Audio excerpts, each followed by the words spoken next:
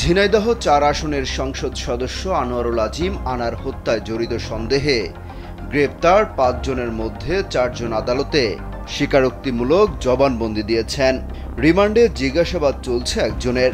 সবশেষ শুক্রবার ঝিনাইদহ জেলা আওয়ামী লীগের ত্রাণ ও সমাজ কল্যাণ সম্পাদক কাজী কামাল আহমেদ বাবু ওরফে গ্যাসবাবু আদালতে জবানবন্দি দিয়েছেন। তিনি জবানবন্দিতে স্বীকারও করেছেন স্থানীয় সংসদ সদস্য পরিবর্তনের আশায় তিনি এই পরিকল্পনায় অংশ নিয়েছিলেন।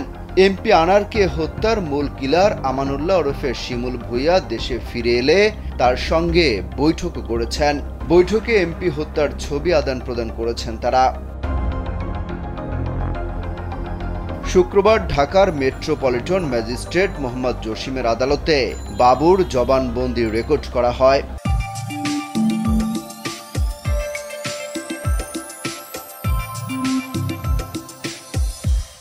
এর আগে গত ৯ জুন আদালত তার ৭ দিনের রিমান্ড মঞ্জুর করেন। রিমান্ড চলাকালে আসামি বাবু স্বেচ্ছায় স্বীকারোক্তিমূলক জবানবন্দি দিতে সম্মত হন। এরপর মামলার তদন্ত কর্মকর্তা গোয়েন্দা পুলিশের সহকারী কমিশনার মাহফুজুর রহমান তার জবানবন্দির রেকর্ড করার আবেদন করেন।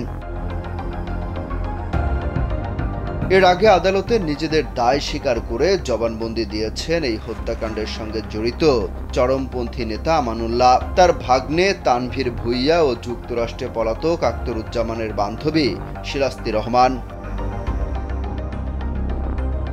মামলার তদন্ত সংশ্লিষ্ট কর্মকর্তারা জানিয়েছেন, কলকাতার সঞ্জীবা গার্ডেন্সের ফ্ল্যাটে ১৩ই মে এমপি আনারকে নৃশংসভাবে হত্যা ও লাশ গুমের পর ১৫ই মে দেশে ফিরে আসেন শিমুল ভূঁইয়া, যিনি এমপিকে হত্যার পরিকল্পনা বাস্তবায়ন করেন।